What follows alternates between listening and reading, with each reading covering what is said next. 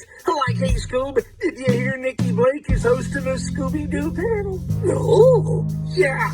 Like on today's Scooby-Doo episode, Scooby-Doo and Shaggy meet Nikki Blake. Yeah, and a Scooby Panel. Like, we need to get this puppy started. Okay, Nikki Blake, take it away, Scooby-Doo. Welcome to the Scooby Panel. I'm your host, Nikki Blake from ScoobyAddicts.com, and today we're going to be talking about the relationships in Scooby-Doo. So before we begin, I'll have everybody introduce themselves, and Cameron, let's start with you. Hey everyone, I'm Cameron from Scooby-Doo Cameron Too. I'm a big Scooby-Doo fan, and I'm excited to be here today. Thank you for having me, Nikki. Thanks for being here. Sophie. Hello, my name's Sophie. I run the Scooby-Doo for Life page on Instagram. I'm an artist, lover and collector of all things Scooby-Doo. Derek. Hi everybody, my name is Derek Queen. I'm a co-host on that Groovy Scoobcast, and I also host a Instagram page called Do Central where I share my collection. And Wendy. Hi everybody, I'm Wendy BRYDGE. I'm a commission artist. I've been collecting Scooby for over 30 years, and here's to 30 more years of collecting things that I don't need but that make me happy. Exactly. That's the thing. If it makes you happy and you're not hurting anybody, go for it.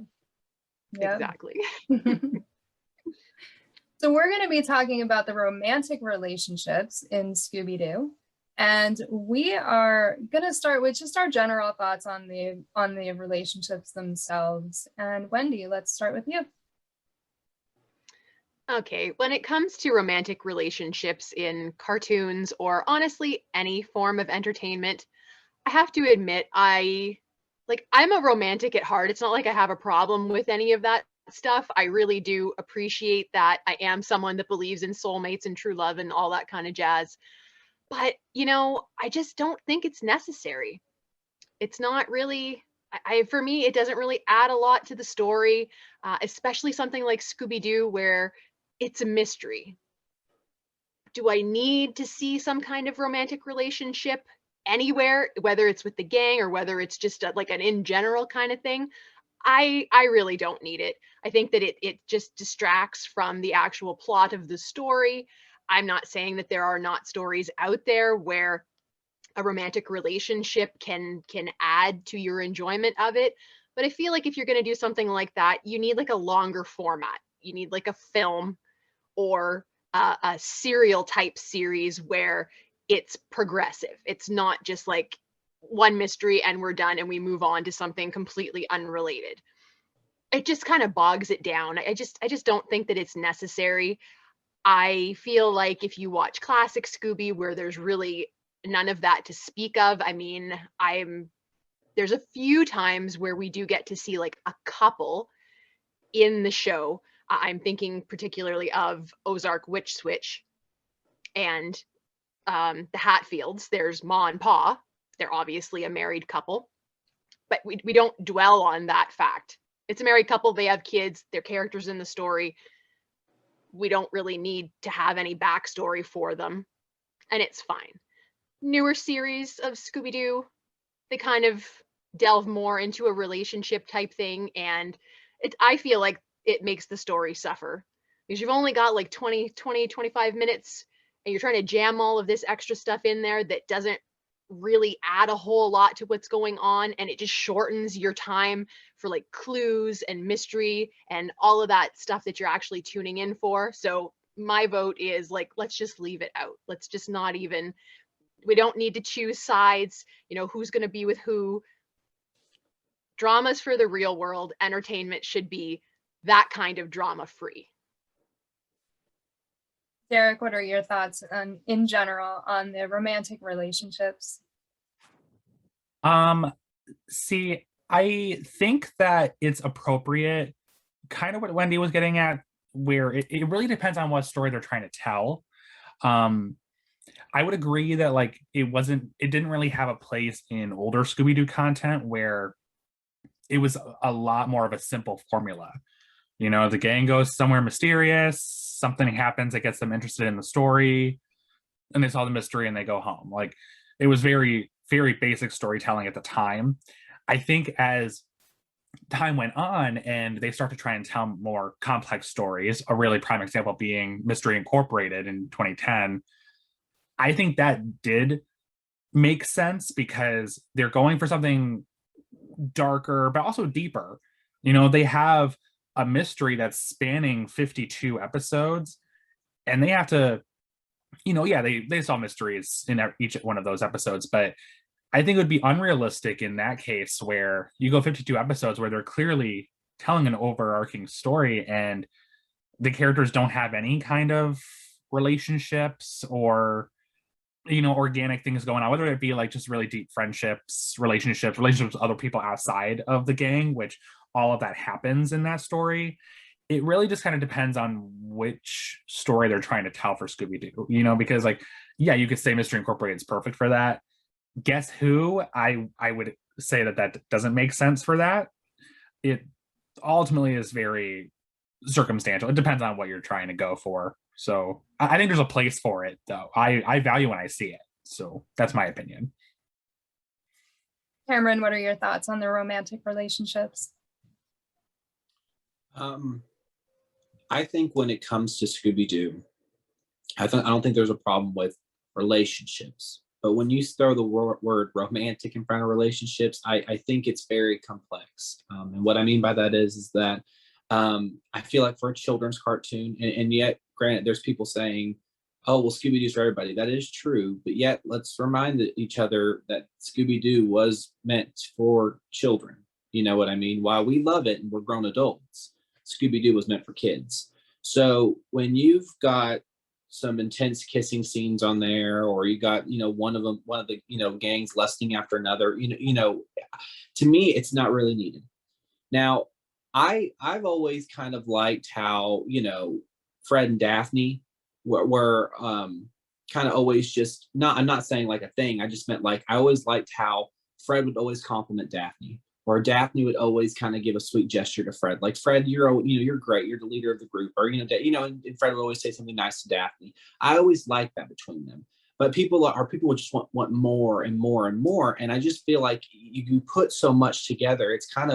It's sometimes it can be too much. You know what I mean? So I think honestly, when it comes to Scooby-Doo, I think, you know, there's no problem with having, you know, relationships. I just think when you start talking about like, you know, kissing and, you know, dating, and then, you know, and there's been some series of Scooby-Doo where they've kind of, you know, like just kind of gotten so deep into it, you know, where it's like the gangs having problems and stuff like that. And I've never really understood that because, and like I said, I call me an old soul, but you know, when I watched the original Scooby-Doo, you know, they never really had problems between the gang. You know, they were all very friendly with each other. They loved each other. They're always upbeat and positive. And when you start throwing things like dating and romantic relationships in there, you know, then they start fighting. I mean, that's not what I want. That's not why I'm, you know, turning on Scooby-Doo. I'm turning on Scooby-Doo because there's a problem in the story. The gang come along, they fix it. They show they're the good guys. You know, they solve the mystery. I mean, and like Wendy said, you know, I mean, it's if you're watching a episode, you know, it's 30 minutes generally. So it's 30 minutes that, you know, you just want to sit back, relax, and get out of the real world. So I think that, you know, as far as relationships goes, I think it just needs to stay mutual between the gang. And if they want to make sweet gestures to each other, there's nothing wrong with that. But I think taking it a step further, like I said, just mind y'all, you know, kids are watching. So that is my biggest issue with it, is the drama and the jealousy that it causes between the gang members. Yes. And, you know, now you're taking their normal formula that works and you're adding these stress factors into it that are almost tearing them apart. And now they're not working together to do what they're there to do. Now they're dealing with all these other issues. And like Wendy said, it does get in the way of what they're there to do. I'm not totally for the relationships, but Derek, where you said for Mystery Inc., I mean, I kind of feel like some of that was taken too far in that series, but yeah, they did more character development there. So maybe it was a little bit more suited to that series than it would be for any other series. Yeah, my small comment I was just going to make is that I think it is interesting when the drama affects their ability to solve the mystery, because I just like that obstacle. I like that extra layer to it. Like, it's not even necessarily the villain that's making it hard for them to accomplish what they're doing. They're also having their own issues. And that's just something I just wanted to tack on to what you said. Sophie, what are your thoughts in general on the relationships? I mean, you guys pretty much already said what I was going to say anyway, but I mean, I like my Scooby-Doo, you know, with no relationships, which, you know, focuses on, you know, the older series, but I do like, you know, I know some people do like the relationships, like Mystery Incorporated, and, you know, and we've all got our own series that we're more inclined to what we like, but yeah, it's like Wendy said, I just think it's unnecessary. You know, it's a mystery program for children. Nah. But yeah, you said it all. May I add one thing? Because I definitely want to make it clear that I don't disagree with Derek, because Derek makes a really good point. However, I like, this is definitely something that is like per each person's taste. Different people, like, I hate that word triggered, but I can't think of what other word to use, but like, different things trigger different people. If you've had a really bad relationship that was filled with drama, you're probably not going to have put like a high entertainment value on watching somebody else's relationship drama. However, I'm kind of thinking, I was thinking while Derek was talking, I was like, well, how can I merge what I think with what Derek thinks and make something in the end? I still do say that I personally don't need it at all, but if we could have the relationships minus the negative drama, I'm sorry, the older I get, the more I appreciate a happy ending. I have seen and experienced too much bad things in real life that, I mean, I don't find any entertainment anymore in things that end badly. I want to see the good guys win. I want to see the couple that was struggling come together. You know what I mean? I want the Disney ending. So I would not be opposed to a cartoon, even if it was for children, where there were established romantic relationships. Just for the sake of argument, let's just even say Fred and Daphne. If that was an established relationship, meaning they are committed to each other, they're not trying to make each other jealous with, you know, Paul Stanley from Kiss or anything like that, that I think I could handle that, and I wouldn't necessarily be opposed to it. I would still prefer it without, because I just don't think it's necessary. But if the romantic relationship could be the way the relationship is with the gang, where it's solid, there's no drama involved, there's no bickering, they just happen to also be together in that sense, I think that then I could be like, yeah, I wouldn't be opposed to them making a series today where just keep the drama out of our characters. Let them stay happy. You know, if they're unhappy, it's coming from external sources, that it's not coming from within them. They are like a solid unit, whether it's romantic or it's just platonic, either way. Then I think I could be like, that's something that I could tolerate and potentially actually enjoy, you know. Yeah, because, like, to be honest, I'm curious if Derek will agree with this, that moment in Johnny Bravo, you know, that Bravo Doobie Doo, where Daphne jumps into Fred's arms and like he winks at the camera, like, it is, I have to admit, like, I really enjoyed that moment. I kind of did. I really did. I can't lie. So we reviewed that episode in our first season on the Scoobcast, and Shannon and I, we get such a kick out of when stuff is like implied like that. Great. And Shannon will be a lot more derogatory about it. She'll just be like, oh, Fred and Daphne are running off to do you know what. But like, I think though, in response to what you're saying though, I kind of reinforcing what I was saying before is I think there's a time and place for the relationships and thereby the drama. but again, it depends on what kind of Scooby-Doo story you're telling. We're past the 50-year mark of Scooby-Doo. We can't just stay in the box of Scooby-Doo, where are you, when it comes to how far we go with the characters, because, and I've said this for such a long time, the characters from the first series, while charming, are so two-dimensional. And I'm not saying that they need to be super complex. Again, it's a kid's cartoon, but I don't think it would have that reverence and that iconic like impact on Scooby-Doo culture or cartoon culture if it just stayed the same forever. And that's why I appreciated about Mystery Incorporated, which is by far one of my favorites. And I still think that with Mystery Incorporated, yeah, they had their drama and stuff, but you could argue in the end that they did get their happy ending, even if everything didn't work out for their relationships. I know, Nikki, you said that we're okay with spoilers, right? Yep. Okay. Because in the end, Fred and Daphne do still stay together in the end. Shaggy and Velma, their relationship fell apart in the first season, and it took them a while to get back to being able to be friends, but they did, and they got their happy ending. I think that a happy ending has to exist in Scooby-Doo for it to be Scooby-Doo. How they get there, it just really depends on what the story is. And to your point, though, the wink in Bravo WD was really funny. It was, yeah.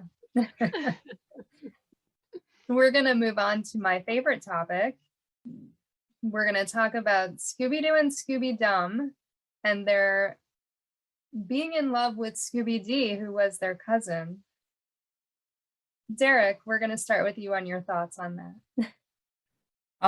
You see, it's really funny because I really had to think about the episode where all three dogs were even there, because wasn't it just one episode? Yeah. I think it was just one. And it's funny that you see so much artwork, whether it be official artwork or fan artwork, stemming off of that love triangle between cousin dogs. And I almost wonder if maybe Scooby-Dee was initially created to not be related to them and somehow wound up being their cousin, because they've had script errors like that before, where in one episode they referred to Scooby-Dum as Scooby's brother, when we all know that that's not true. I just think it's really funny because it's such a small moment in the overall scheme of Scooby-Doo, and it's kind of problematic. It is, but I also don't think a lot of people nowadays would even think about it unless they're like diehard fans, like everybody here on this panel and probably people who are watching are. But I gotta say, I'm glad that they had the three, because then you get like the puppet toys and all that, and all the iconic work that you see from Scooby-Doo, even though she was literally only in one episode. It doesn't really bother me all that much, just because it was that one episode. If they had more episodes where that was just a consistent running gag, that's, I think, where it would get really weird. I like to regard that relationship triangle as just being a fluke in the script, if anything. And they're also dogs. They're dogs. There is a whole Reddit post about this and people's thoughts on if it's okay to breed cousin dogs or not. And yeah, it's interesting. What did you find out? I'm kind of curious. Somebody said it was okay. Somebody else said there was like mixed thoughts on it, whether it was okay or not. And I don't know that it was actually any actual breeders or people that work with dogs that were responding. So really, I'm still just as confused by what's really okay. Right. I mean, when you start making the dogs talk and yeah, like people, then it kind of gets weird. So like I said, I like to think it was just an oversight in the script, and they probably didn't initially think Scooby-Doo was going to be their cousin, and then she just wound up being their cousin. Yeah. Sophie, what are your thoughts on the love triangle between Do, Dum, and Dee?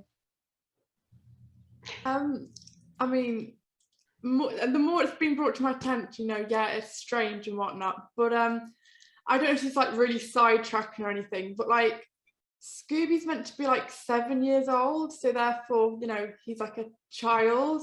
And you know, obviously I suspect Dum and Dee are the same age around, so they're kind of like little kids, and they're not that like, and this is like really out there, but like they're not being shown, you know, the, you know, love, you know, especially like in the old Scooby-Doo series, the gang, there was no love interest. They're just having fun. They don't know what is wrong or right, but that is a far out there theory. But yeah. Confirm what you said though, Sophie. According to the Scooby Encyclopedia I happen to have right here, they are all the same age. Okay, yeah, that checks You're out. right. Just little kids then. Cameron, what are your thoughts on Scooby-Doo, Scooby-Dee, and Scooby-Dum? Well, first and foremost, before I jump into it, I just gotta say I love Scooby-Dee and love Scooby-Dum, and I would love to see a comeback of those two characters. I think there was a lot of untapped potential there. And you know, in the fandom that everybody loves Scooby-Dum and they love Scooby-Dee. And I'm looking at Wendy because I know Wendy loves Scooby-Dee. But yeah, no, I mean, there were such great characters. I think, you know, back then it was just kind of, they didn't know, you know, during the episode if it was kind of like cousin or, you know, girlfriend. And I think, like I said, it was only one episode. Maybe it was just kind of like what Derek said. Maybe it was like a little typo error, excuse me.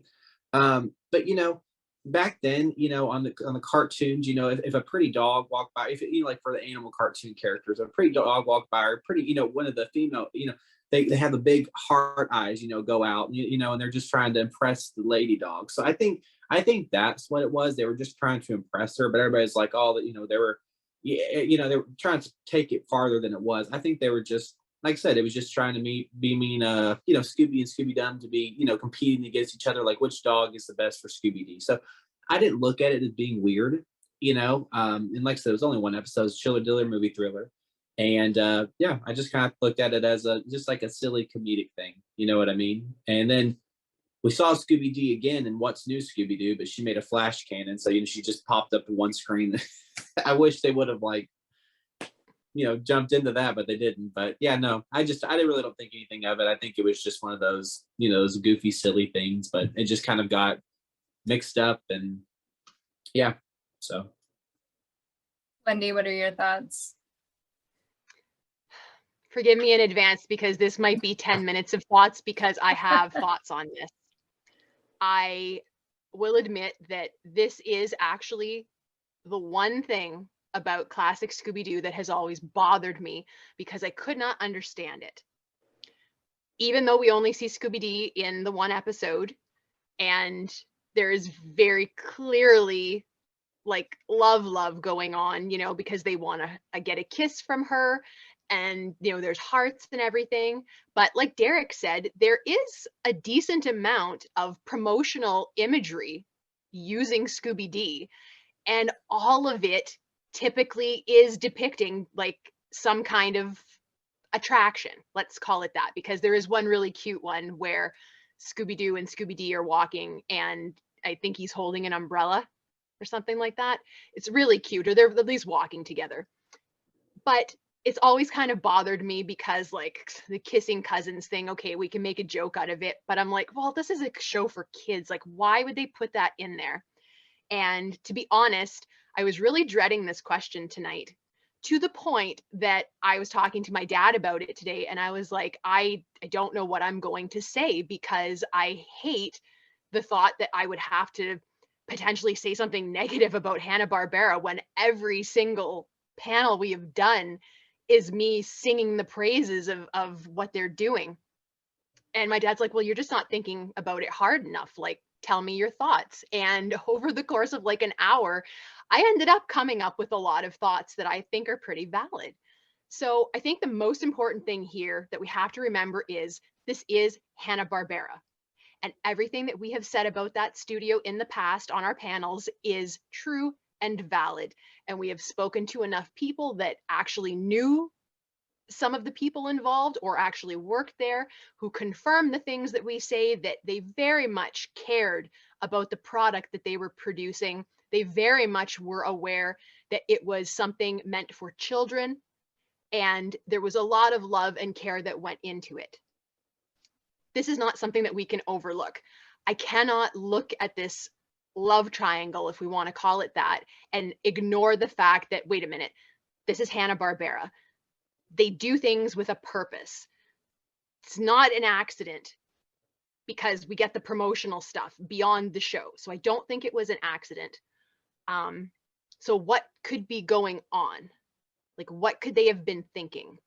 Well, I actually thought how when I was a kid, my dad's best friend his wife was best friends with my mom. So they were super, super close. They had a little boy just a few months after my mom had me. They lived in the same town. Our dads worked together. And I grew up calling that little boy, who was the same age as me, I literally called him my cousin. My whole childhood. I called his mom auntie. I called his dad uncle. We were related to them in no way, shape, or form. They were just my parents' best friend, and we did things together practically every single day. In fact, I can remember being very young at school and talking about this boy and how I wanted to marry him when I grew up. Marrying my cousin. These are the words that were coming out of my mouth. My dad's first cousin, I call him Uncle Irv. I've called him uncle my entire life because I was brought up that if someone is older than you, you show a level of respect. I still have a hard time. I mean, I've known my best friend's dad my whole life. I can't call him by his first name. I just can't. It feels wrong and it feels disrespectful. And it doesn't matter how many times he's like, you can call me by my name. I'm like, no, you're Mr. And that's, you know what I mean? Like, that's just the way it is. So for one thing, I feel like Hanna-Barbera was good at making entertainment, but with something that had a message. I'm sure at the time, this was something like, I mean, that term, kissing cousins, like we didn't just make it up. That's been around for a long time. Maybe part of it was, let's put something in the show that will get people talking. Back then, you know, the 60s and the 70s, okay, we're moving into the 70s, things are getting a little bit more open. Less things are taboo to talk about. But less than 20 years prior, in the 50s, there was tons of stuff that you didn't talk about. You didn't talk about it in public. Lots of parents weren't comfortable talking to their children about it. Perhaps Hanna-Barbera was like, hey, let's put in something. It is innocent enough, but the children are going to ask questions. And their parents are going to have to answer them. I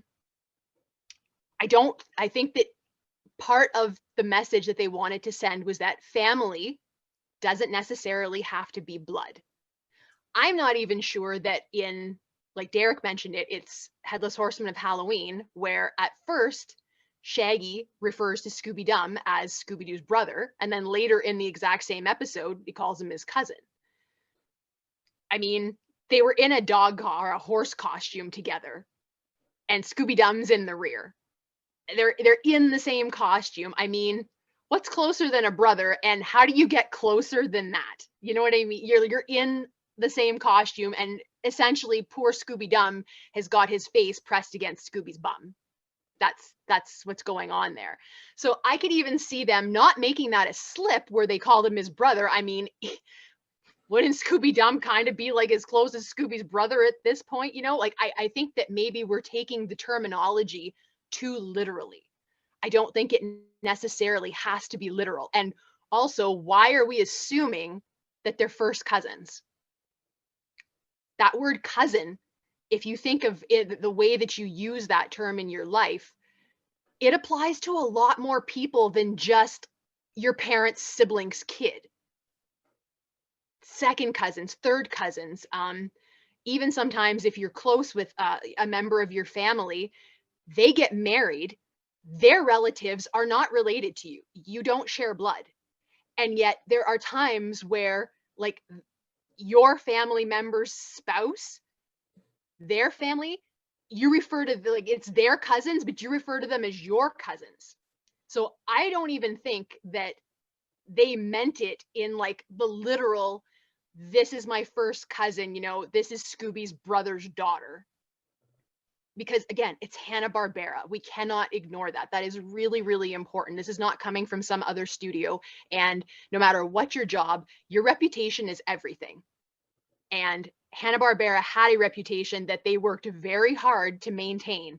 So I really don't think that they just did something that was not appropriate for no reason, or that it was meant to be inappropriate. I think that it's not, even if they're literal cousins, I don't think that it's meant to be taken in that sense. Like you've already confirmed, they're all the same age. If they all grew up at the same time, why would they be any different than me with my parents' friend's kid? You know, I called him my cousin. Was he my cousin? Absolutely not. Not in the literal sense. Was he my cousin in the spiritual sense? I don't know what other word to use, but you know what I mean? Cam and Nikki are like my family. I could see a situation where I would maybe refer to Cam as my brother. Is Cameron my brother? No, he's not. But Cameron is my brother in so many other ways. You know what I mean? The same as Nikki is like my sister in so many other ways. It doesn't have to be blood. And so when it comes to Scooby-Dee and Dumb and Do, I really think that we are taking it in the wrong direction. I don't think that it was meant to be taken as in we are blood family in that manner. I think it is, term of endearment is not quite the terminology that I want, but something like that, where we're not meant to be thinking of kissing cousins. We're just meant to be thinking of these three dogs. Let's call them people, because for all intents and purposes on the Scooby-Doo show, the dogs are people too. They are main characters. They have feelings, they talk, they do all of these things that the regular cast members do.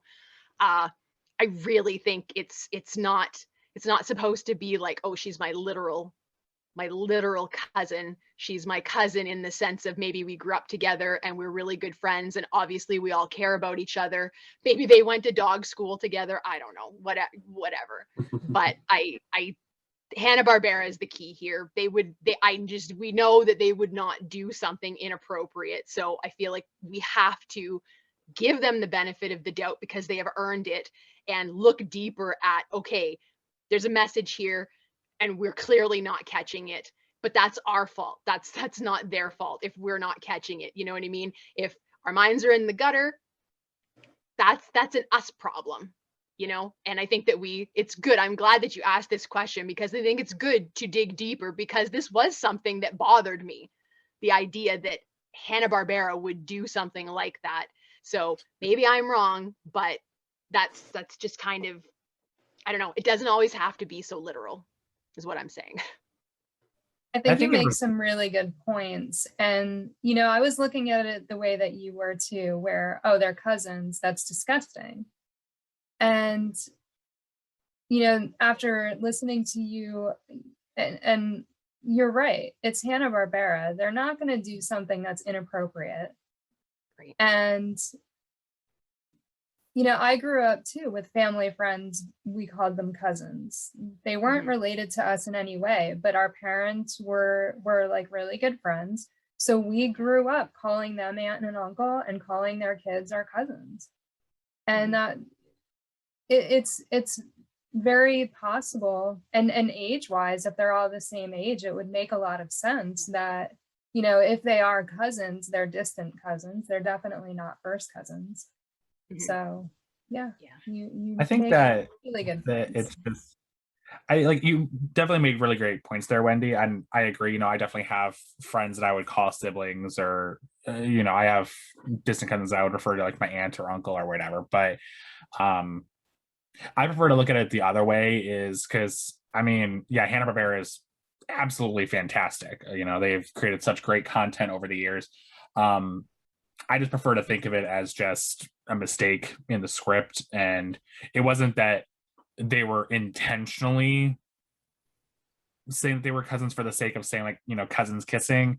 I prefer to look at it as, oh, it was just someone made an oversight in the script, and that's the oddball plot thing that we're dealing with this one episode. Because I think it would be different if, like I said, I think what I said before, if it was like an ongoing thing where Dee had appeared in more episodes, or like Dee was only around when Dumb was, and that was a constant thing between the three characters, that would be a lot more intentional in my mind. Because it was just one episode, I prefer to look at it as just an accident. It could have been too, though, like you said, she was intended to be a love interest, but then somewhere along the line they had to change that for some reason. So instead of changing the actual artwork that they did, they changed the script to match, you know, now they're cousins. But to us, it wouldn't make any sense, because I mean, why are they kissing each other or trying to kiss each other? And but yeah, it would have been harder to change all of that artwork than to just make the change in the script to change it to say that they're cousins. So, yeah. We're going to talk about Velma and Shaggy and their relationship basically in Mystery Incorporated, because that's where they had a romantic relationship. Personally, I thought that they were an odd pairing. I don't really feel like they go together. But the things that bothered me the most were how she was trying to change everything about Shaggy. It's like she didn't like the way he talked. She didn't like the way he dressed. She didn't like his friendship with Scooby. And to me, I had a really hard time with them wanting to change everything about Shaggy to suit her, because, you know, Shaggy's Shaggy and Velma's Velma. Why do they have to change everything about themselves just to fit into some mold that, you know, she feels like is appropriate? So I did not really like that. You know, she made him wear the rubber band, so every time he said the word like, he had to snap it. And then she bought him new pants and he couldn't walk in the pants. And it was kind of ridiculous in a way. Sophie, what are your thoughts on the relationship between Velma and Shaggy? Well, I'm not a Shelma fan, but I don't think about it too much, but obviously preparing for the panel, I thought about, ever since after the 2000s, Velma hasn't a bit of dislike towards Shaggy. Before then they were like good friends, they got on well, but you know, from the 2000s there's always been a bit of friction, like she thought he's like silly or something, you know, not putting his weight in the gang sort of thing. But yeah, I didn't like Mystery Incorporated. It got very toxic between them two, and they made Velma look like the bad guy, but there's no need to make Velma the bad guy. They're all friends. Like, I don't know why they chose to go down the route, but yeah, it's a strange one. But like you said, trying to change Shaggy to make him better, and then when they did break up, Velma was like, it's all Shaggy's fault, which, you know, it wasn't, because it was in a toxic relationship. But yeah, definitely in the earlier series, even though there was no romantic there, you know, they were friends, they got on well with each other. I was like, from 2000, there was kind of a little bit of a rift between them. Cameron, what are your thoughts on Velma and Shaggy? I didn't like it. And you know, I've heard from many people, for me being on the panel, that people are like, you're so against anything and everything for the gang going forward. And it's not that, guys. It's just, I'm very old fashioned, and so I like to keep things clean. And I agree with what Nikki said, and both Sophie as well. You know, it was a very toxic relationship. It did not need to be forced. It didn't even need to be happening, and yet they did. And it didn't work. I mean, like I said, you know, Velma was trying to change Shaggy, you know, she was trying to, and I guess that's where I'm not understanding it. It's, you know, the gang are perfect in every way, shape, and form that they are, you know, and so when you have the gang trying to, you know, cause conflict and trying to change each other, I mean, they even got so far with you know, Velma was so upset with Scooby that Scooby was taking all of Shaggy's time. I mean, are you serious? And then so it showed, and then some people would argue, well, you know, it showed how Velma and Scooby's relationship got stronger. And I'm like, but you have to understand though, they've always been strong. Scooby and Velma have always been strong. You know, Scooby and Daphne's always been strong. You know, no matter which way you take the gang or split them up in any way you do, they're all strong. All 5 of them are strong how they are. So I think when you try to take Shaggy and you try to force Velma with it, you know, I think it was just, and Velma's not like that. You know, I mean, everybody thinks, oh, you know, well, Velma, you know, was trying to control him. Well, she was, but it was like she's making, like Sophie said, trying to make Velma the bad guy. She's not the bad guy. She's one of the she's one of Mystery Incorporated. She's one of the gang. You know, and then I didn't even like how in Mystery Inc. how there, I forget what episode it was, but it's kind of making like Shaggy had Scooby and Daphne had Freddy, and then Velma felt left out, so she walked away. I hated that. They all 5 have each other. And I think in society today, I hate that, you know, it's you got to have a boyfriend, you got to have a girlfriend so you're not lonely. I don't have a girlfriend. I'm not lonely. I'm fine with who I am. I've never dated. I've never been in a relationship. People are like, oh, well, it's not that. It's just I choose not to be. So when you look at that episode, it's like they're almost forcing relationships to, so it's like, oh, that's normality in today's society. Well, no, it's not. You can be happy with being alone. You can be happy with who you are. So I love Mystery Incorporated. You guys, you bet I love Mystery Incorporated. But you know, I'm a hardcore Scooby fan. So whatever Scooby stuff I watch, I'm gonna pick it apart.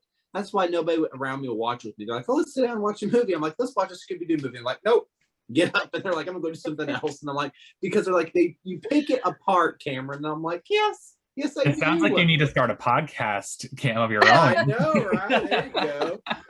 But oh my goodness. But yeah, no, that's basically how I look at it. You know, it's just I look at the gang of being 5 symbols of just joy and happiness and hope and prosperity, you know, and just these great 5 forces. And so to me, it was just kind of like they were just kind of breaking them apart in a sense. And I didn't like it. I didn't like how they were trying to force Shaggy and Velma. I can understand Fred and Daphne, you know, if you want to do that, but Shaggy and Velma, yeah, it didn't work. Wendy, what are your thoughts on Velma and Shaggy? Yeah, I wasn't crazy about it either. It's a very oddball pairing, and it was very clear that it was made because there was no other choice. You only have 5 members of the gang. Fred and Daphne already have each other. There's only one other guy and girl. So, I mean, I don't really know Mystery Incorporated that well. I've watched the series, but literally one time. That's it. I've not rewatched any of the episodes. But I mean, I would like to think that when they made that show, they were just trying to do something different, you know, and that was the obvious choice. And like Derek said, in the end, I mean, it's sort of a happy ending because they realize that, well, we're not good together, so let's just be friends, which I think in and of itself, like at least they got to that point, you know, because Sophie said it first that the key word was toxic. It was a toxic relationship when one person is trying to change the other. Like, no, if you need to change that person, it's the wrong person and you need to find a different person. You don't try and remake somebody into something that they're not, because you're never going to be happy like that. So I would like to think that the end result was the goal all along, to, you know, have drama for the show, to move it, progress it, and provide something interesting. But then in the end, hopefully deliver a valuable message, which is don't force things that are not right. Just find something different. But I don't know. I just feel like it's very unnecessary. And that was a very strange pairing. And they also did that in, oh my gosh, I've been trying to think for like the last 5 minutes what the name of the movie is. They made those 2 live, like with actual people, but the Cartoon Network ones. Oh, you're referring to Curse of the Lake Monster, where they... Yes.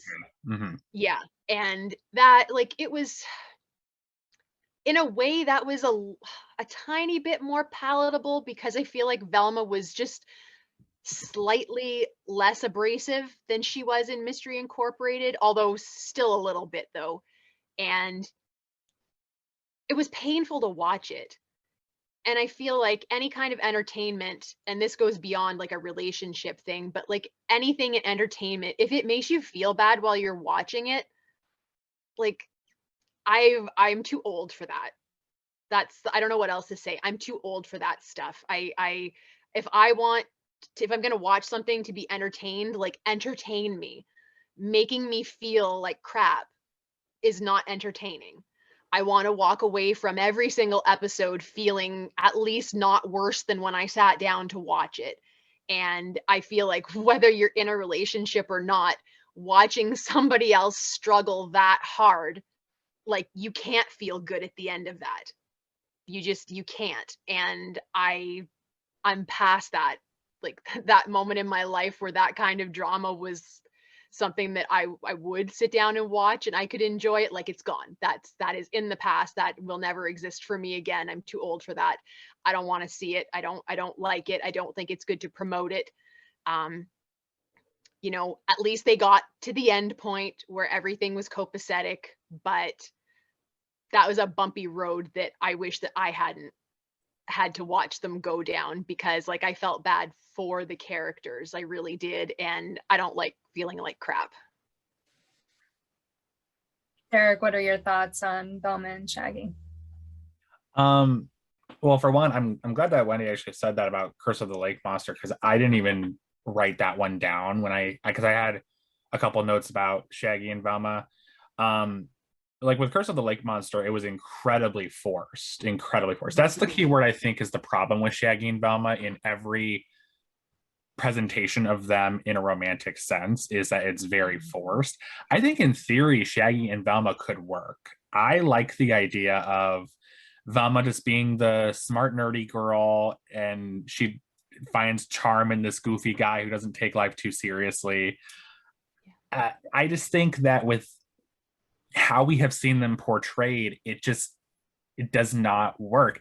In Mystery Incorporated, as what Sophie said in the very beginning, it was toxic. Velma was very controlling. Shaggy wasn't acknowledging Velma's feelings. I don't think it was just Velma. Shaggy was also problematic with it too. And I point that out just because about 2 years ago, I was in a relationship with someone where he wasn't very forthcoming about us being together or showing in any way that we were together. And that was incredibly frustrating to me. It made my feelings feel invalidated. Like, what am I putting in this relationship? I like to think that the negative aspects that Shaggy and Velma brought to each other's relationship were like kind of codependent. Shaggy doesn't want to be very forthcoming about his relationship with Velma because he feels controlled and he doesn't understand why. Meanwhile, Velma gets more controlling and she's trying to change Shaggy, not necessarily from the start of, I want to make you stop saying the word like or wearing different kind of pants, more in controlling of like, I would just like you to say that we're in a relationship on Facebook. Like, you know, very basic needs. I think that they both did not bring to the table what they should have to make that work. And then my other note actually was for Scooby Apocalypse, the DC comics. So not a lot of Scooby fans have read those, but Shaggy and Velma in the last probably 6 issues of the series wind up together, but their relationship is developed completely like off screen. Like they don't ever have any kind of romantic insinuations towards each other until it just comes out of nowhere and it's just said in dialogue, oh, hey, we're kind of together. And Velma's getting jealous of Shaggy because Shaggy at one point was like interested in her sister-in-law that was in the story, her name being Daisy Dinkley. And it's unfortunate in that sense because you don't see any of the development there. It doesn't feel natural. It feels so much less natural than Mystery Incorporated, because in that series, Shaggy is just super dumb and Velma is like a sociopathic doctor who's destroyed the world. And in terms of the grand scheme of Scooby-Doo, they are the very first characters in the 5 members to have had children. At the very end, Velma gives birth to Shaggy's kid, and they name him actually after Fred.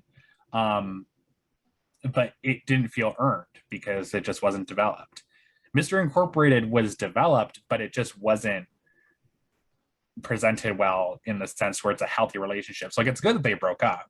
I completely support that they broke up and they just worked through their feelings to eventually become friends. But I just think that there's potential for them to be an item.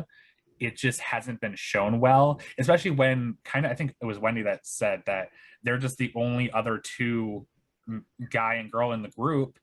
And when you're going at it from a heteronormative perspective of just a guy and a girl, Fred and Daphne are already together, and Shaggy and Velma have just been the single guy and girl in the group for years. You naturally start to just put two and two together, and whether they make it work, they just say, oh, it's just the other guy and girl. It just automatically works, and it doesn't. Especially when they do have like undertones of Velma being bisexual in Mystery Incorporated. But that's a topic I want to save for later in this discussion. But yeah, I agree with everybody here pretty much. You bring up a good point, because you mentioned that Shaggy had a hard time acknowledging to anyone else that he was in a relationship with Velma. And when I think about their relationship, I don't ever think about that part with Shaggy, because they made Velma out to be such a monster that I never think about the part that Shaggy played in it too. So yeah, Shaggy wasn't innocent in it. Right. The way that my kind of handled my relationship really made me question, like, am I the problem? Am I the one that's ruining things? It's like, no, I'm not the only person that's making this not work. It's never like that. And I think that's the case here. Shaggy and Velma just were not good for each other with how they handled that situation. Let's talk about Daphne and Fred. Sophie, what are your thoughts on their relationship? I mean, I know I've said that I'm not a big fan of the relationships, you know, like Cameron, I do like the older series more, but yeah, I am a Daphne fan. Yeah, I do like them together. I know it's a bit, you know, cliche and stereotypical that, you know, the pretty girl and the jock, the handsome jock together, but it just works. I mean, I didn't like their portrayal in Mystery Incorporated. Daphne was all like, you know, love, and they made Fred a bit dumb, you know. I wasn't impressed with that.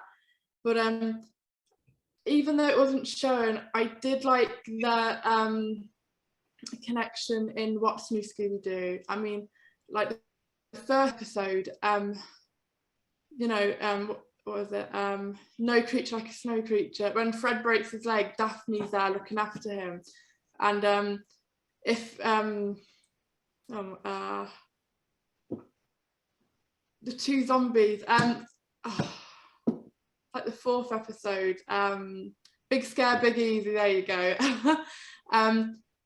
Fred's the first one to realise that Daphne's gone, and like they care for each other, yet they're independent and they're not like portrayed to be like silly or dumb, you know. They've got their heads screwed on, yet they show that they care for each other, which but then, you know, obviously Be Cool Scooby-Doo, I know there's no romantic relationship there, but Fred's so dismissive of Daphne, you know, and I don't like that, you know. I think What's New had a brilliant balance, you know, of them showing that they do care for each other, yet, you know, they are independent, you know, they're friends at the end of the day, they can get on with what they want to do. Derek, what are your thoughts on Daphne and Fred? I do like them together. I think that they've always been peddled to us as a couple since, in my opinion, since the very beginning. The way their body language is with each other, even in the original cartoon, like it's heavily implied that they're a lot more involved than just friends. And it did have that nice subtlety to it that I think is satisfying if you don't like to see overt relationships in the group. I think it's just enough to where like it's in the back of your mind and you kind of just leave it at that. A couple notes I had about them though, they have been engaged 2 different times in the entirety of Scooby's runtime. The first actually was in the novelization of the Scooby-Doo 2 Monsters Unleashed movie. In the first couple pages of the book, I think it was like page 6 or 7, Velma's narrating, and she says that they had just recently become engaged after the events of the first movie. So I thought that was just kind of an interesting fun fact for you, everybody. and then, you know, they got engaged in Mystery Incorporated.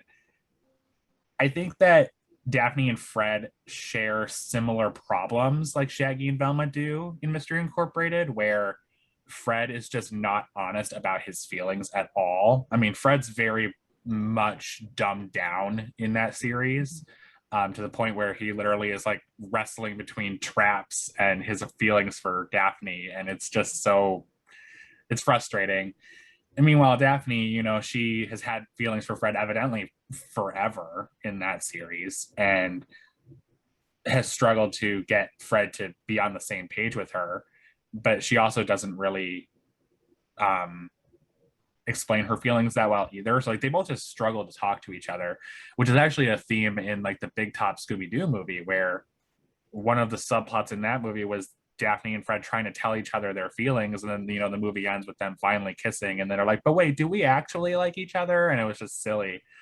And then my last note I think I had for them was that in Scooby Apocalypse, the comic I was referring to, the one thing I just disliked about them in that series is that Fred, his whole personality is his affection for Daphne. Fred has no autonomy in that story. From Daphne, it's just all about Daphne. He's in love with Daphne. He's proposed to her several times, and she's always said no. It's shown in, I think it was issue number 17, that at some point they did hook up in college. They slept together, which is interesting just because then further on, Daphne is always rejecting his advances and stuff like that. And by the end of the series, you know, they figure out their feelings, but it's one of those relationships where it's just always peddled to you from the start. Whether that's always panned out in execution as well is up for debate, because it hasn't always, in my opinion. I think it was Scott Niswander. He hosts the Nerd Sync YouTube channel, and he does a lot of cool Scooby-Doo videos. If you guys haven't watched him, I really recommend him. He did a video about the first live action movie and saying how their relationship did not exist at all in that movie, and then suddenly they kiss in the end. It's like you only get that sense of payoff from that because you know that Fred and Daphne are just always that couple, even when they don't demonstrate feelings throughout that movie. It's just kind of funny. That's really all I wanted to talk about or share on that point. Cameron, what are your thoughts on Daphne and Fred? Well, like I said from the very beginning, I'm not really a big fan of romantic relationships, but I do like the dynamic between Daphne and Fred. And to explain what I mean by that is that I like how, and Sophie really hit it on top of the head, I like how they are kind of always leaning on each other. Yeah, they're independent. You know what I mean? And I like that because I never have understood, you know, the girls in the relationships, whether it be cartoon or on TV show or movie, where they're so dependent on the guy for everything. And I kind of like to see how Daphne's been independent, and she has been ever since the very beginning of Scooby-Doo, Where Are You? You know, she hasn't been, you know, oh, Freddie, you know, pick me up, or, you know, Freddie, you know, she's never been like that. She's always been, hey, I'm going to go do this. I mean, heck, she knew karate, you know, for goodness sake. So, but, you know, the thing about it is that I always liked, I think the one time I liked seeing them together was on Zombie Island, because, you know, Daphne was doing her interview in the very beginning of the movie, and Fred, you know, they switched the camera over to Fred, you know, and Fred, you know, raised his hand up, you know, but you saw how the gang, how they went, like Velma to the bookstore, Scooby and Shaggy went to do airport security, but Daphne stayed with Fred because they were so, like, you know, connected well, you know what I mean? You know, in the cartoons, besides Mr. Incorporated, we haven't really seen them like kiss a lot, which, like I said, if you want to say that Daphne and Fred are in a relationship, which I think from the fandom from now on, I think everybody knows that Daphne's with Fred. I think everybody's just going to say that because, like I said, it's well known with everybody. But when you go look at the cartoons, whether it be the movies or the series, I just love how they, you know, they'll wink at each other, or, you know, they'll give each other a high five, or they compliment each other, or they just, you know, they just work so well together. You know what I mean? And whether that's saying, you know, you think they should be in a relationship or not. I mean, like I said, do I like them if they were in a relationship? Yeah. and that's my thing. And I'm not trying to go back and forth or contemplate, like Cameron, you're saying you don't like a relationship, but it's not that. What I mean is that, I take, for example, Mr. Incorporated, there was a lot of toxic stuff thrown in there with relationship stuff. You know what I mean? If you would have had them in relationships, okay, let's just say that you had them all in relationships, but yet they were good relationships and they weren't fighting with each other, and I don't think you would have had a problem. You know what I mean? And I don't think I would have felt that way. But like I said, when you start throwing relationships in there in a kid's cartoon, it's just, I'll be honest with you. When I was a kid, I wasn't like, oh man, Daphne's with Fred and Velma's with Shaggy, and they're gonna kiss and they're gonna fall in love. No, I mean, I was like, okay, who's the monster? I want to solve this mystery. You know what I mean? So but yeah, like I said, I feel like Daphne and Fred complement each other very well. Wendy shared a video with me not too long ago. We were messaging one day, and she said, look at this interview they did with Joe Barbera. And I said, okay, I'm gonna watch it. So I watched it, and Joe Barbera even called Fred the boyfriend of Daphne on the interview. He's like, oh, and Fred, I mean, this is like an interview back in the 70s or 80s, and so I giggled about that because I was like, I guess Joe Barbera is one of the guy who created Hanna-Barbera Studios. Without him, Scooby-Doo wouldn't be around. So when he said that, I giggled because I was just like, it's just. And what he means by that is Fred's the jock and Daphne's a pretty girl and Velma's a smart one, so I mean, it's just whether they're in relationships or not, they all have great relationships with each other, and I think that's what's very respectful. You know what I mean? And I hope I'm not just gibbering on, or just saying random things, but what I mean is that whether Fred and Daphne, you want to have them in a relationship or not, they work well together, just as friends, or if you want to have them in a relationship. Wendy, what are your thoughts on Daphne and Fred? Yeah, I mean, I don't hate it. I don't really have a problem with it. Cam definitely hit what I was going to say, which is Zombie Island is a great example of where a romantic relationship can work between them and not be like obnoxious on the show.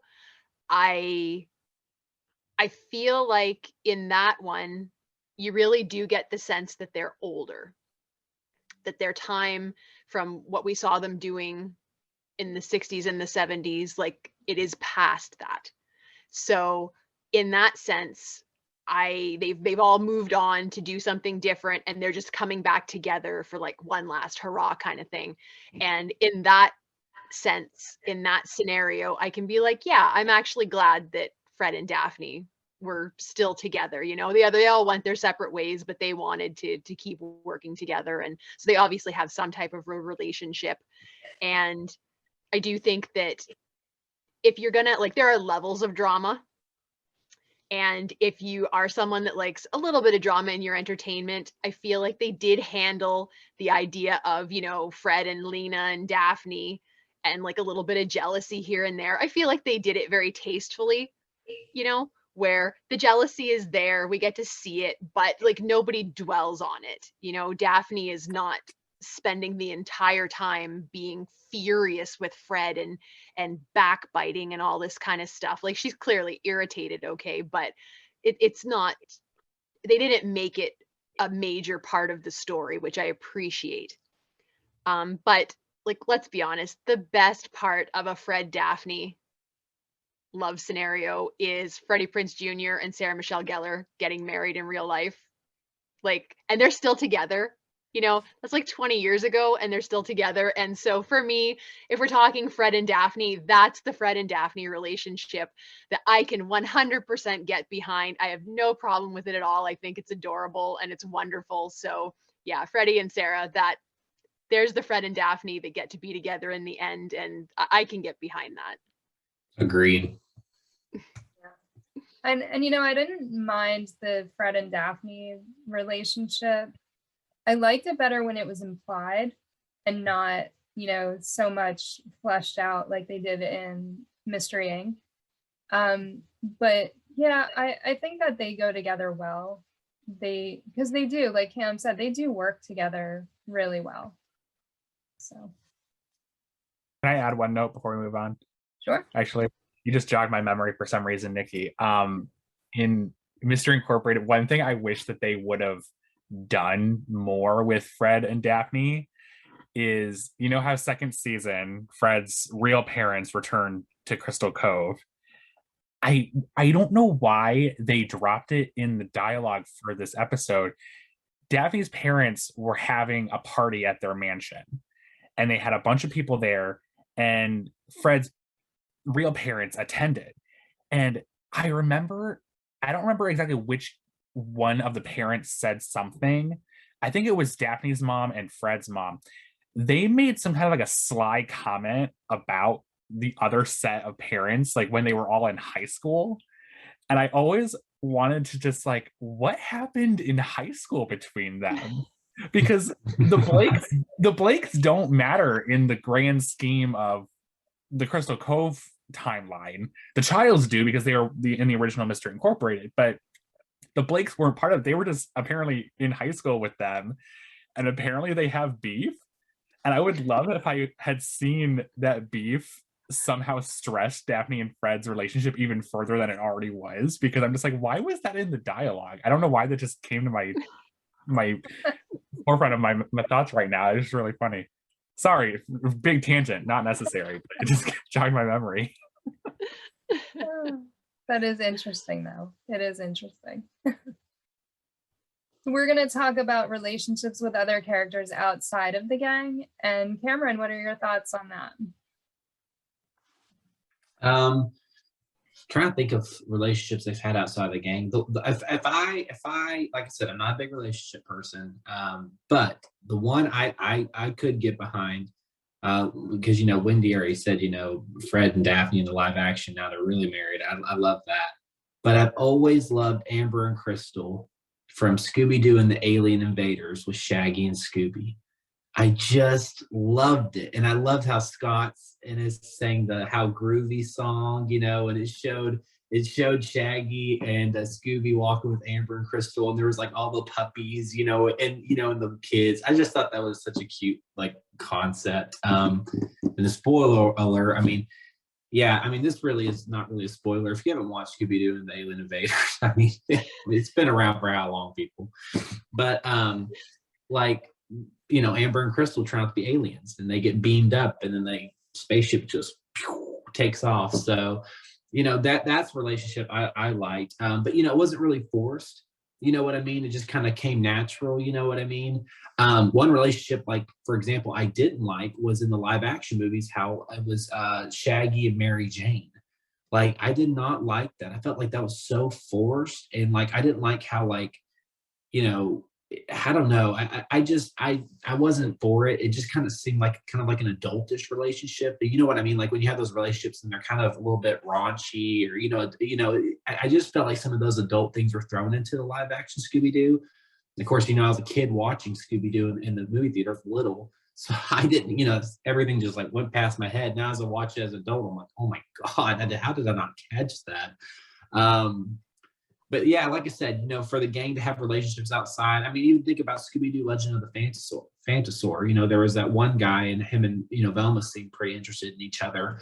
One thing I will have to say, though, is even if there hasn't been a relationship interest outside of the gang in a movie or series, I love how it doesn't derive the gang from the mystery.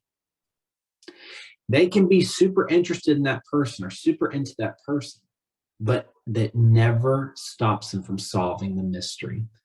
And one instance I love is on Scooby-Doo 2 Monsters Unleashed, how, Velma likes that one guy, I forget his name, Patrick was his name. And how Patrick just, walked away, and of course, was Velma hurt? Yeah, but did it stop her from solving the mystery? No. And I love that one thing. I love that character development in Velma in that movie, because it just showed Velma, she was like, I'm upset, but we got to solve this mystery. We can't stop now. That's what makes Mystery Incorporated so strong. They focus on their goals. They focus on what, solving the mystery, and nothing's going to stop them, whether it's a relationship or a conflict or, just anything. So, like I said, I'm not really crazy about the romantic relationships, but if I had to pick like my favorite one, I think it would be Amber and Crystal. It was just such a cute story. I loved it. Was a cute story, but then like when they left, you felt so bad for Shaggy and Scooby. I shed a couple tears. Yeah. Yeah. It's like they were so into them, and Amber and Crystal liked them back, but then to find out they're aliens and they have to leave, it's like, oh. What was It was it so Amber sad. said? She was like, long distance relationships never work out. Wendy, what are your thoughts on the relationships with characters outside of the gang? If I answer this, everyone's gonna hate me. Like everyone. Cam's Oh gonna my be like, girl, I'm never speaking to you again. Oh, Like everyone's gonna hate me. I hate Amber and Crystal. That whole angle I don't know, guys. I hate it. Look at Cam's face. I'm sorry, Cam. I am sorry. Well, I gotta flip this table. Excuse me. Remember that meme where it was like, we're going to revoke your Scooby card based on a Right. controversial opinion? And that's an opinion I revoked your card for. Oh my gosh. When they flew off, I was like cheering. I'm like, thank you, Lord. Get the hell out of here. I was so done with that. I am sorry, guys, but she was so annoying. I wanted to slap her and be like, stop talking. Why are there words coming out of your mouth? I do not like you. I hated every second. Look at everyone's face. I'm so sorry, but honestly, hang on real quick, Wendy. Here's my heart. Let me just squeeze it a little bit harder. Why don't you? And I'm sorry, but when they were singing that song, I wanted to like stab myself in the face. I'm like, what is this? Oh, I my almost said goodness. something Nikki was gonna have to bleep, but caught myself. I even just thinking about it now, like it's making me angry. Just thinking about it, like I have probably only seen that movie once or twice because I don't want to see it. It was that bad for me. That whole, and which is weird because honestly, like I will watch anything alien related, Roswell, like I love that kind of stuff, UFOs, I'm totally there. That movie, because of Amber and Crystal, like I won't. There's that, everyone loves that animation cell, that special one that they did of like the wedding, and it's all like psychedelic colors and everything. Guys, I hate it. I hate it. If someone gave it to me, I would take it outside and use it for target practice. I'm sorry. I can't with that. I don't know what it is, but I just detest it with every fiber of my being. I'm so sorry. I mean, even Googie in Reluctant Werewolf wasn't as bad as Amber and Crystal. I'm sorry, guys. I can't. Cam, look at Cam's face. I'm sorry, Cameron. I'm sorry. Okay, let's move on. Let's move on to Googie. Just, I get the idea, like, hey, Shaggy, like the hippie thing and the, like, man, yeah, that. Did he need two girlfriends that were just like that? Because it just translated as being kind of dumb to me. And no, Googie was so annoying, and I can't. I mean, I honestly, I would ship Daphne and Paul Stanley in the Kiss movie all day long. All day long. But Amber and Crystal and Googie, no. No. I would rather that Scooby and Shaggy, like I'm not gonna say it, but like that would be more palatable to me, them having a romantic relationship than Amber, Crystal, Scooby, and Shaggy. The thing with like the puppies made me gag. It did. Good Lord, woman. I mean, I get you don't like it, but jeez. I mean, like, never this, thought that. Why don't you take a razor blade? Ever heard Wendy? This is like, like, I'll be honest, like nobody knows that. Well, now everybody knows it, but like the one, I don't really like Mystery Incorporated. I don't really like Be Cool. But the one thing, if I could only choose one thing out of every Scooby thing that had ever been made, Amber and Crystal's the worst thing that ever happened to Scooby-Doo. That is such a I'd be hot take that I cannot get behind. Does anybody else feel that Amber and Crystal were just horrible characters? Because I've never heard anyone else say this, Wendy, except for you. know. Everybody I know. seems to like them and would even know. like them to come back. And Oh my God, please no. When I was a kid, I had like a fan story going on where they came back and got Scooby and Shaggy and they went on alien adventures. Wow. Yeah. You bet. All I can tell you, Wendy, is you better get ready for some people to lash out at you. Yeah, that's gonna be the We'll episode. protect you as much as we can. What are you talking about? You're gonna be at the front of the line with your torch. I'll be next to him. Okay, the only other relationship that I can really think of, and I mean, relationship is a really strong word, but, and granted, it's been a long time since I've seen this movie, but am I wrong? Velma kind of has a thing for Ben Ravencroft in Witch's Ghost, right? Kinda. I kind of liked that. I kind of could get behind it. I don't know why, but I kind of feel like obviously this was pre Mystery Incorporated and Velma really having a relationship with anybody kind of a thing. And where she was still more like the old Velma. Although I would argue that Zombie Island, they did kind of start like tweaking her actual like internal character a little bit there. She was a little bit different than she was in the classic series, even in Zombie Island. So obviously that carried over into Witch's Ghost, which was the next film. But I don't know. I at the time I enjoyed seeing her excited about something because I feel like out of everyone, Velma was like the most quiet and demure for all those years. So to see her being excited about something or somebody, like I was really disappointed when he turned out to be the bad guy. Because I kind of would have liked to have seen that develop into something. I don't know why, but it definitely, that was something that I liked. But yeah, I'm just gonna stop talking now before I get into more trouble. You've gotten yourself in plenty of trouble already, Wendy. I don't know how you're gonna survive this conversation. The day that this episode goes live on YouTube is when your online career just ends. Yeah, it's over. It's done. Oh. I'm totally kidding. Off don't the worry. panel. Off the panel, off everything. Sophie, Oh, what are gosh. your thoughts on the relationships outside of the gang? I mean, I am partially inclined towards Wendy's view on Amber and Crystal, so I don't horribly hate your version.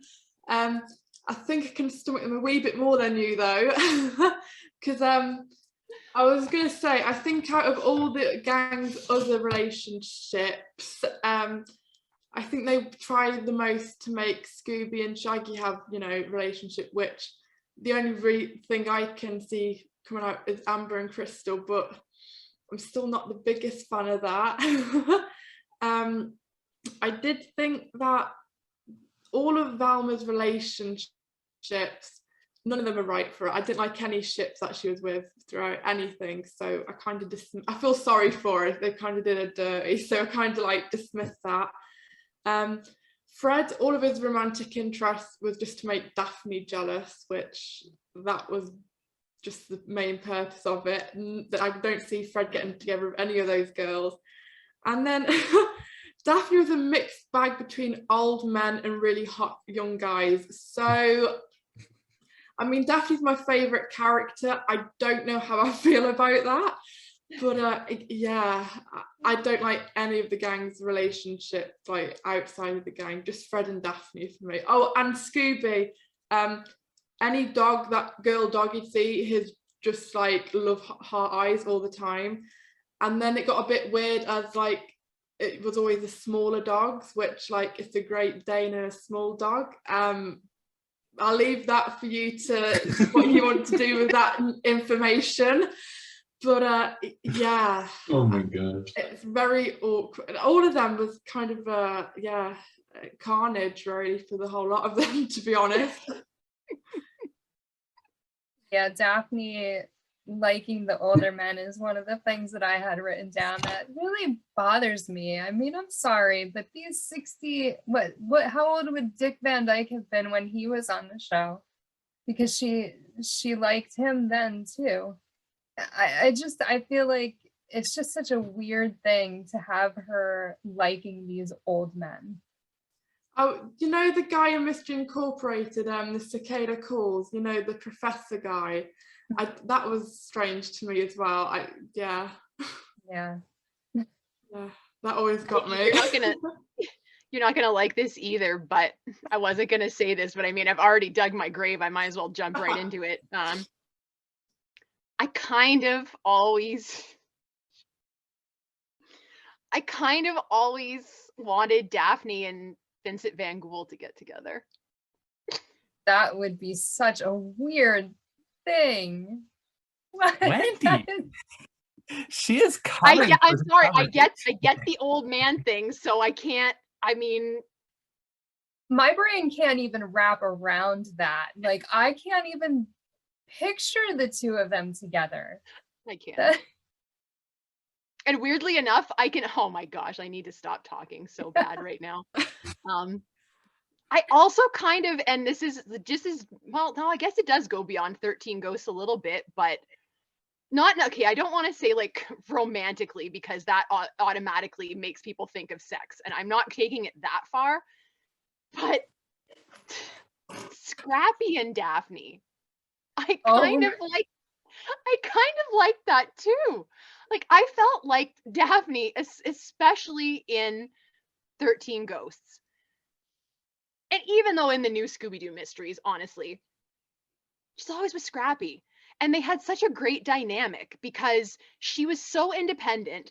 But by that time, he was like no longer like the little bully puppy kind of thing. Like, he matured into such like a respectable dog to me, just obviously still in like puppy form. And I don't know, I just feel like they worked so well together that he was like a fine replacement for Fred. I really felt that way. I'm sorry, I just want to stop this train real quick, right in its tracks, because I just need to make sure we're on the right track. Excuse me. Are you talking about like Scrappy-Doo and Daphne like in a romantic relationship? Is that what are you just? Well, that's why I just said I didn't want to use that word because I don't want to take it as far as like them having sex or making out. I don't mean sex. I just mean like you're talking about a platonic sense, I think. Well, maybe just like an inch more than platonic. Like Scrappy and Daphne live together.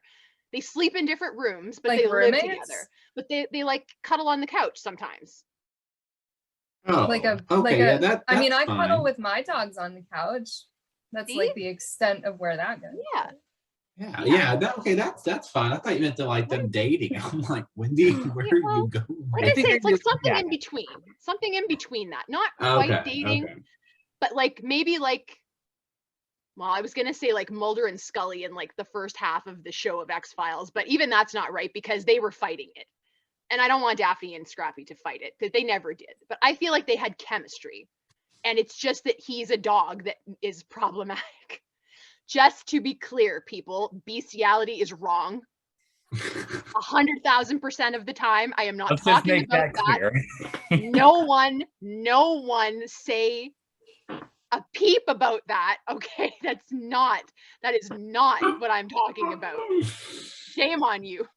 Shame on you. I know it sounds like that's what I'm talking about, but I assure you that is not what I am talking about. No bestiality anywhere.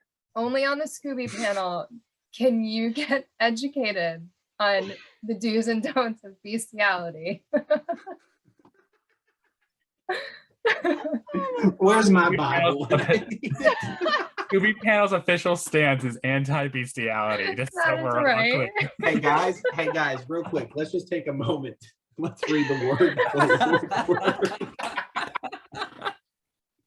Oh my gosh. Oh my goodness. Derek, what are your thoughts on the relationships with the characters outside of the gang?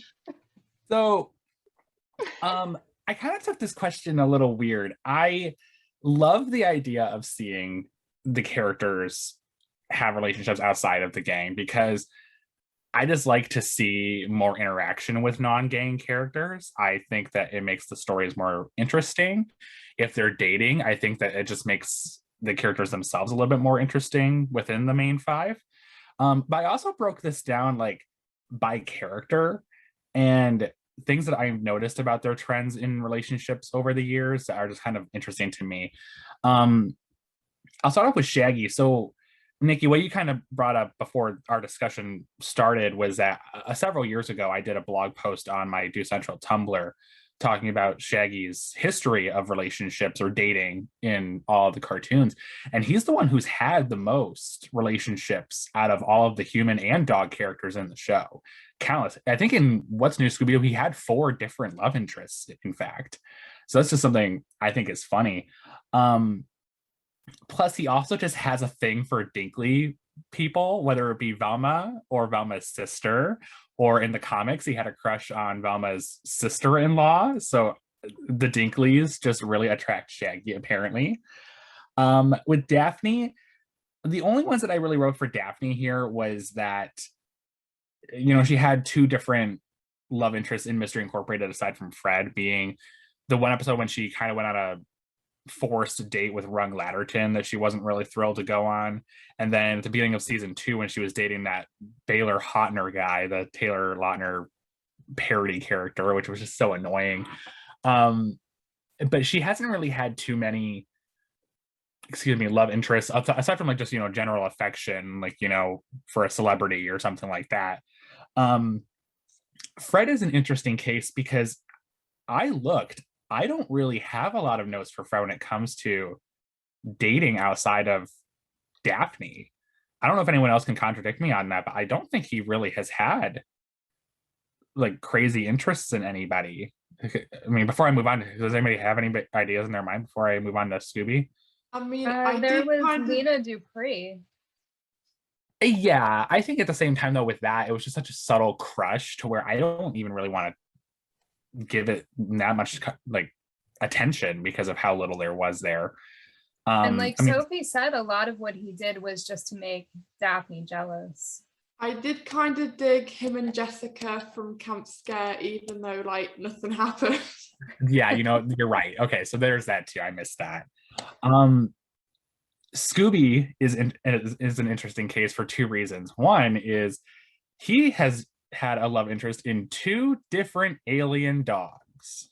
The first being Amber in Alien Invaders, and the second being Nova in Mystery Incorporated, because she was an Anunnaki alien. I just think that is an interesting fun fact, is that Scooby has had 2 extraterrestrial love interests. Finally, Velma is such a weird case because she didn't really start having love interests until around the time of Zombie Island, when she had a very slight crush on Bo, the FBI agent.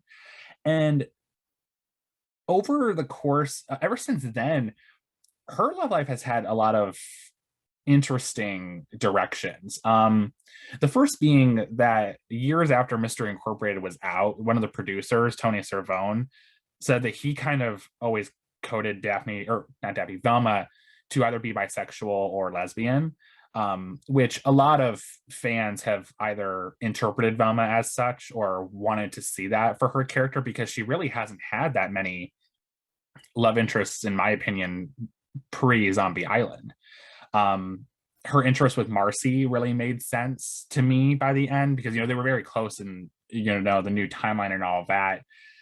I'm curious to see how they explore that further in the new Velma series, because I think they're going to be, you know, because that one's a lot more adult oriented. So I think they are going to explore her sexuality more. And I would love to see that, whether it be with a Daphne substitute or some other Marcy substitute, whatever it be. Shannon and I, from the Scoobcast, we have a running joke that Velma has a really bad track record of having crushes on villains, being Ben Ravencroft or the guy in Phantasaur. I know there's one other one probably, but it's just really funny when I like to think that Velma just has a thing for bad boys.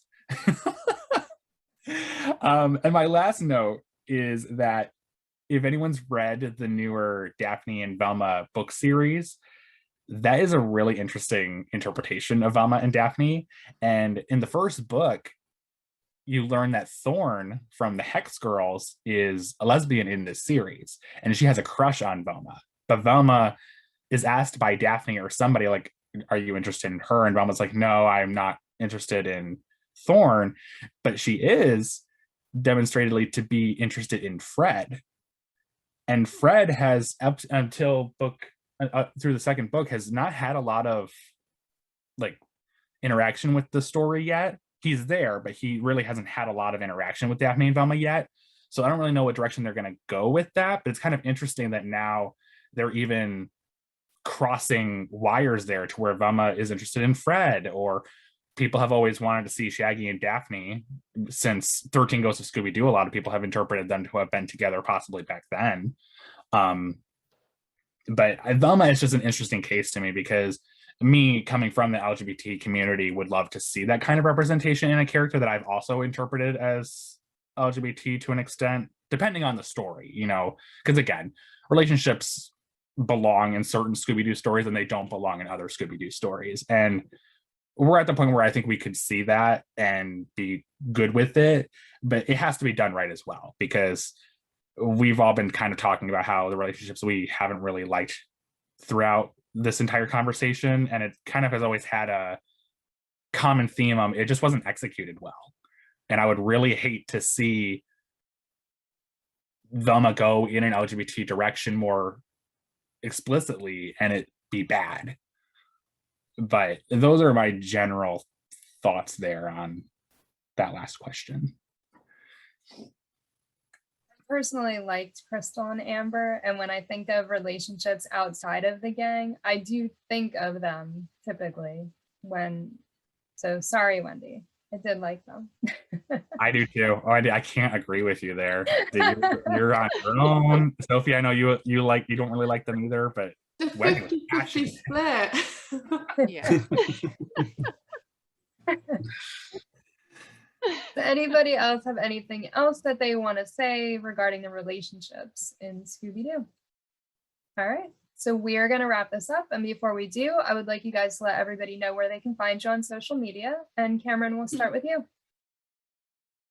So you guys can find me on Scooby and Cameron Too. I'm on Instagram at Scooby and Cam, Twitter at Scooby and Cam, and then at Scooby and Cameron on Facebook and YouTube. So if you like Scooby-Doo, please hit follow and subscribe. I'd love to talk Scooby with you. Sophie? You can find me on Instagram on Scooby-Doo for Life. Derek? If you're interested in finding out more about my podcast, you can go to That Groovy Scoobcast on Instagram and Facebook, or Groovy Scoobcast on Twitter. You can follow my Scooby-Doo collecting on Do Central on Instagram. And if for some reason you want to see me on Instagram, I'm at Derek T. Queen. Wendy? On Instagram, I'm at Wendy Bridge. Twitter is at Wendy Loves Jesus. My blog is wendylovesjesus.wordpress.com. If anyone wants to send me hate, fine. That's fine. I will take heat for everything that I said tonight, because I stand by what I said. You can find all of my links on ScoobyAddicts.com. Thank you all for joining us, and have a happy Valentine's Day if you celebrate it. Thanks, guys. Thank you for tuning in to another Scooby panel. I'm Nikki Blake from ScoobyAddicts.com. If you like these panels, please subscribe to my channel for more great discussions. A very special thank you to artist and Scooby collector Sophie Locke, Derek Queen from That Groovy Scoobcast, artist, blogger, and Scooby collector Wendy Bridge, and Cameron Bates from Scooby-Doo and Cameron Too. Scooby and Shaggy were voiced by Scott Innes. Check out Scott's website, onescottshop.com. Scooby Panel is available in podcast form on most podcast platforms, or as a web series on YouTube. If you would like to support the Scooby Panel, please go to support.scoobyAddicts.com. Scooby Addicts art by Will Davenport, video editing by Nikki Blake, music composed and performed by Bovine Nightmares. Please join us next time for another Scooby Panel.